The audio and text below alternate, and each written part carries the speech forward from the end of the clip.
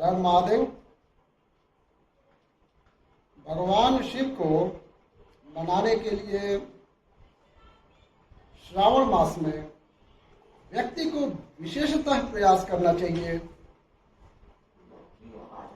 श्रावण मास में शिव को मनाने के लिए एक और बहुत बड़ा लाभ होता है।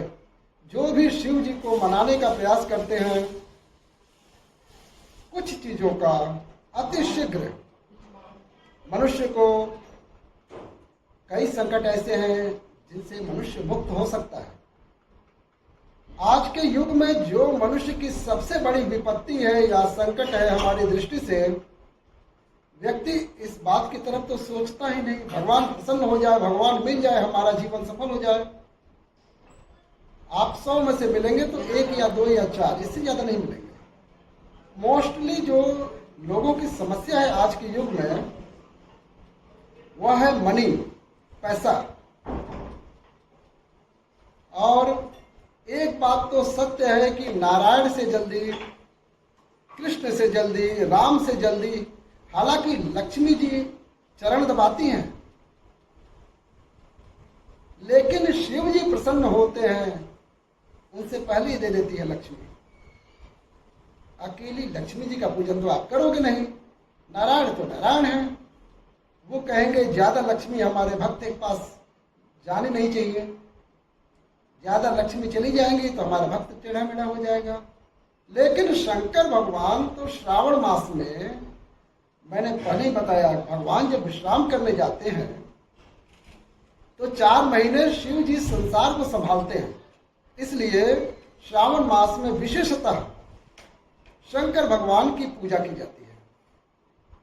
और शंकर भगवान का पूजन करने पर मनुष्य अगर धन की समस्या से जूझ रहा है और हृदय से अगर श्रावण के 4 सोमवार, 5 सोमवार जितने भी आते हैं, कई बार 5 भी आते हैं, कई बार 4 भी आते हैं, इस बार 4 हैं, तो चारों सोमवार अगर शिव जी की पूजा मन से करें, कुछ अधिक उनको चढ़ाना नहीं है। एक तो ध्यान रखें कि सोमवार के दिन सफेद वस्त्र पहनकर शिव जी की सेवा करें, पूजा करें। आसमानी कलर पहन सकते हैं, लेकिन मोस्टली सफेद, क्योंकि वो सफेद वस्त्र ही धारण करते हैं शंकर भगवान। सफेद वस्त्र पहनकर शिव जी का अभिषेक करें। बेलपत्र उनको प्रिय है और बेलपत्र सोमवार को तोड़ नहीं सकते हैं, इसलिए रविवार को ही, जैसे हमको रविवार को ही बेलपत्र ले लेने चाहिए। जैसे आज सोमवार है, सोमवार को चढ़ाने हैं तो एक दिन पहले रविवार को बेलपत्र ले लें, शाम को, दोपहर को। सोमवार में सुबह चढ़ाए जा सकते हैं। बेलपत्र अधिक चढ़ाना चाहिए, जरूर चढ़ाना चाहिए। 3 पत्तों वाला बेलपत्र है, इसको कहते हैं बेलपत्र। 3 है इसमें। और शंकर भगवान त्रिनेत्रधारी हैं, 3 वाले में ही पूरा पुण्य मिल जाता है हमें। 3 जन्मों में हमने जो भी पाप किए हैं सब नष्ट हो जाते हैं। और आप श्रावण भर हम और आप, जैसे भगवान की कृपा से हम भगवान को, अगर हम डेली अगर बेलपत्र चढ़ा रहे हैं, एक बेलपत्र से अगर 3 जन्म के पाप नष्ट हो रहे हैं, अगर हम डेली 3-3 बेलपत्र चढ़ा रहे हैं, तो समझिए कितने दिन हम बेलपत्र चढ़ा रहे हैं, कितने जन्म के पाप हमारे नष्ट हो जाते हैं। बेलपत्र की ये महिमा है। हम जितने दिन अगर बेलपत्र चढ़ाएंगे,